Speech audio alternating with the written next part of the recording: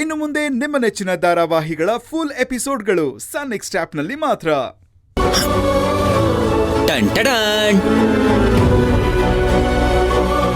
ಪೂಜಾ, ನಿಂಗೋಸ್ಕರ ಏನ್ ತಂದಿದ್ದೀನಿ ನೋಡು. ನಿನ್ ತರನೇ ಮುದ್ದ ಆಗಿರೋ ಗೊಂಬೆ.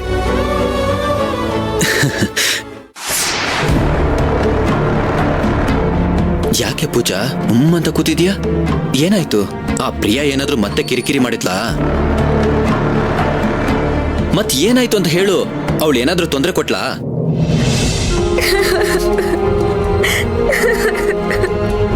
ಪೂಜಾ,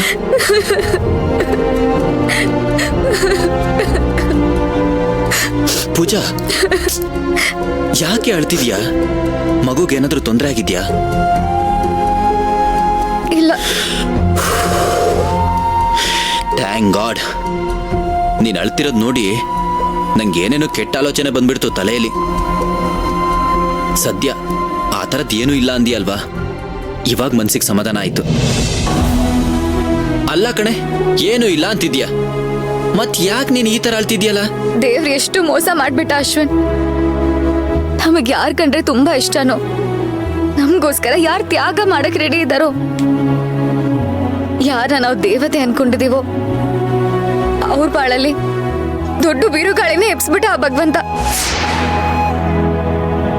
ಇಷ್ಟು ದಿನ ನಂಗೆ ಈ ವಿಷಯ ಗೊತ್ತಿರ್ಲಿಲ್ಲ, ಆದ್ರೆ ಇವತ್ ಗೊತ್ತಾಗಿ ನನ್ ಮನ್ಸೇ ಹೊಡೆದೋಯ್ತು. ಆ ಭಗವಂತಗ್ ನಿಜವಾಗ್ಲೂ ಕಣ್ಣಿಲ್ವೋ ಅಥವಾ ಕಣ್ಣಿದ್ದು ಕಣ್ ಮುಚ್ಕೊಂಡು ಸುಮ್ಮನೆ ಇದಾನೋ ಅಂತ ನನಗೊಂದು ಗೊತ್ತಾಗ್ತಾ ಇಲ್ಲ. ಯಾಕೆ? ಏನಾಯ್ತು? ಏನ್ ಗೊತ್ತಾಯ್ತು ನಿಂಗೆ? ಅಶ್ವಿನ್, ನಾನಿವತ್ ಸೇವಂತಿ ಅಕ್ಕನ್ ರಿಪೋರ್ಟ್ ನೋಡ್ದೆ. ಅಕ್ಕನ್ ಲೈಫಲ್ಲೇ ಮಕ್ಳಾಗಲ್ಲ, ಅವ್ರಿಗೆ ಗರ್ಭಕೋಶ ಇಲ್ಲ ಅನ್ನೋ ಸತ್ಯ ಗೊತ್ತಾಯ್ತು.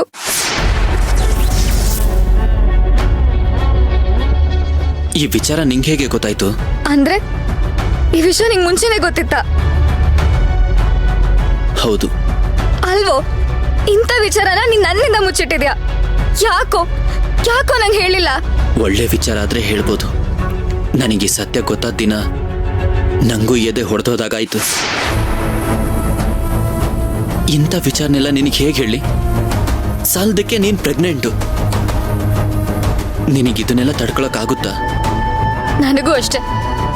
ಯಾಕಾದ್ರೂ ಈ ಸತ್ಯ ಗೊತ್ತಾಯ್ತು ಅಂತ ಅನ್ಸ್ಬಿಟ್ಟಿದೆ. ಅಕ್ಕನ್ ಮುಂದೆ ನಿಂತಾಗೆಲ್ಲ ಕಣ್ಣೀರು ತನ್ನಷ್ಟಕ್ಕೆ ತಾನೇ ಬಂದ್ಬಿಡುತ್ತೆ ಕಣೋ. ಅವನ್ನ ಫೇಸ್ ಮಾಡಕ್ ನನ್ ಕೈಲಿ ಆಗ್ತಿಲ್ಲ. ತುಂಬಾ ಎಮೋಷನಲ್ ಆಗೋಗ್ತೀನಿ. ಇದು ದೊಡ್ಡ ಚಾಲೆಂಜ್ ಪೂಜಾ.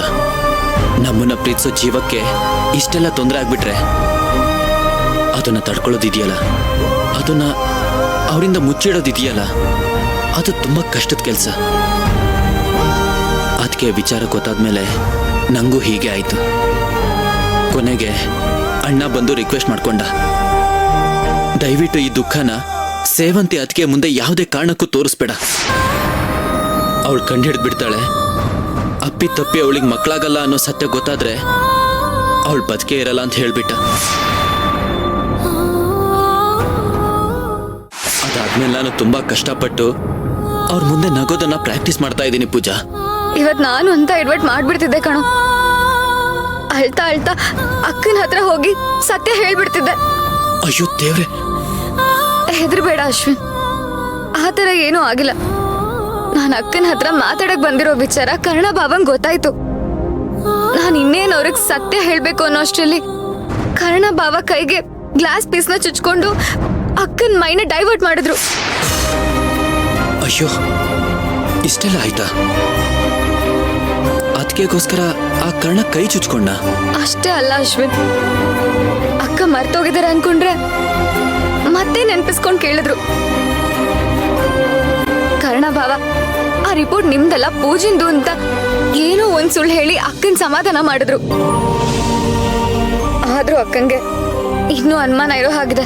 ನೋಡು, ಅದಕ್ಕೆ ಮತ್ತೆ ನಿನ್ನ ತಿರುಗಿಸಿ ಮುರುಗಿಸಿ ಪ್ರಶ್ನೆ ಮಾಡ್ಬೋದು. ಯಾವುದೇ ಕಾರಣಕ್ಕೂ ನೀನ್ ಏನು ಹೇಳ್ಬೇಡ ಪ್ಲೀಸ್ ಪೂಜಾ. ನನ್ ಜೀವ ಹೋದ್ರು ನನ್ನಂತ ಕೆಲಸ ಮಾಡಲ್ಲ ಕಣೋ. ನನಗೆ ಅದಕ್ಕೆ ಪರಿಸ್ಥಿತಿ ನೋಡಿದ್ರೆ ತುಂಬಾ ಹಿಂಸೆ ಆಗ್ತಿದೆ ಪೂಜಾ. ಅಕ್ಕ ಇಲ್ಲ ಅಂದಿದ್ರೆ ಇವತ್ತಿನ ಸಂಭ್ರಮ ಎಲ್ಲ ಆಗ್ತಾನೆ ಇರ್ಲಿಲ್ಲ ಕಣೋ. ತನಗ್ ಸಿಗ್ಬೇಕಾಗಿದ್ ನಾಗಿರ್ತಾಳಿ, ನನಗ್ ಸಿಗ್ಬೇಕಂತ ಬಯಸ್ದೋಳು ಸೇವಂತಿ ಅಕ್ಕ. ನಾಗಿರ್ತಾಳಿನ ಪೂಜನ್ ಕೊಡಿ ಅಂತ ಹೇಳಿದ್ಮೇಲೆನೆ ಮನೇಲಿ ಕಾಂಪಿಟೇಷನ್ ಎಲ್ಲ ನಡೆದಿದ್ದು. ಅಷ್ಟೇ ಅಲ್ಲ, ಅವತ್ ಪಾಯಸ ಹಾಳಾಯ್ತು ಅಂತ ಎಷ್ಟೆಲ್ಲ ವ್ರತ ಮಾಡಿದ್ರು ಗೊತ್ತಾ? ಕೆಂಡದ ಮೇಲೆ ನಡೆದ್ರು, ಗಾಜಿನ ಮೇಲೆ ನಡೆದ್ರು. ಪಾಪ ಅವತ್ ಹಾವು ಗಚ್ಚಕ್ ಬಂದಾಗ ನನ್ನನ್ ತಳ್ಳಿ ತಾವೇ ಕಚ್ಚಿಸ್ಕೊಂಡು ನನ್ ಜೀವ ಉಳಿಸಿದ್ರು. ನೀನೇ ಹೇಳು, ಯಾರಿಗ್ ತಾನೇ ಇಷ್ಟೆಲ್ಲ ಒಳ್ಳೆ ಗುಣ ಇರುತ್ತೆ? ಅಂತ ಒಳ್ಳೆ ಗುಣ ಇರೋ ಅಕ್ಕಂಗೆ ಇಂಥ ಕಷ್ಟ ಕೊಟ್ನಲ್ಲ ದೇವ್ರು. ಅವ್ರ ಮಡಿಲ್ನ ಶಾಶ್ವತವಾಗಿ ಬರದ್ ಮಾಡ್ಬಿಟ್ನಲ್ಲ. ಬೇಜಾರ್ ಮಾಡ್ಕೋಬೇಡ ಪೂಜಾ. ಸೇವಂತಿ ಅದಕ್ಕೆಗಂತೂ ಮಗು ಆಗಲ್ಲ. ನಮ್ಮ ಮಗುನೇ ಅದಕ್ಕೆ ಕೊಟ್ಬಿಡೋಣ. ಏನಂದೆ? ಹೌದು, ನಂಗದೇ ಸರಿ ಅನಿಸ್ತಿದೆ. ನಾನು ಕೂಡ ಹಾಗೆ ಯೋಚನೆ ಮಾಡಿದೆ. ಅವತ್ತಮ್ಮ ಗಲಾಟೆ ಮಾಡ್ದಾಗ್ಲೂ ಅದನ್ನೇ ಹೇಳ್ದೆ, ಇನ್ಮೇಲೆ ಈ ಮಗು ನಂದಲ್ಲ ನಿಮ್ದು ಅನ್ನೋ ತರ. ಆದ್ರೆ ಅಕ್ಕ ಅದಕ್ಕೆ ರೆಡಿನೇ ಇಲ್ಲ ಅಶ್ವಿನ್. ನಾನು 2 ವರ್ಷ ಆದ್ರೂ ಕಾಯ್ತೀನಿ, ಕಾದಾದ್ರೂ ನನ್ ಮಗುನ ನಾನೇ ಹೆರ್ತೀನಿ. ನನಗೆ ಅಂಟಿರೋ ಕಳಂಕ ಎಲ್ಲ ತೊಳಿಬೇಕಂದ್ರೆ ಮಗು ನನ್ ಗರ್ಭದಿಂದಾನೇ ಹುಟ್ಬೇಕು ಅಂತ ಹೇಳ್ತಿದ್ದಾರೆ. ಅದು ಈ ಜನ್ಮದಲ್ಲಿ ಸಾಧ್ಯ ಇಲ್ಲ ಅನ್ನೋ ಸತ್ಯ ನಮಗ್ ಗೊತ್ತಿದೆ. ಆದ್ರೆ ಪಾಪ ಅದಕ್ಕೆಗಿನ್ನೂ ಗೊತ್ತಿಲ್ವಲ್ಲ ಪೂಜಾ. ಅದಕ್ಕೆ ಅವ್ರು ಮತ್ತೆ ಕನ್ಸಿನ ಮೇಲೆ ಕನ್ಸು ಕಾಣ್ತಾನೆ ಇದ್ದಾರೆ. ಆದ್ರೆ ಆ ಕನ್ಸು ಮುಂದೆ ನನ್ಸಾಗಲ್ಲ ಅಂತ ಗೊತ್ತಾದ್ರೆ ಅಕ್ಕನ ಪರಿಸ್ಥಿತಿ ಏನಾಗ್ಬೋದು ಅಶ್ವಿನ್? ದಯವಿಟ್ಟು ಅದ್ರ ಬಗ್ಗೆ ಯೋಚನೆ ಕೂಡ ಮಾಡಬೇಡ. ನನಗಂತೂ ಆ ಕ್ಷಣನ ಯೋಚನೆ ಮಾಡಿದ್ರೆ ನನ್ನ ಜೀವನ ಹೋದಂಗ ಆಗ್ತಿದೆ. ಅಶ್ವಿನ್,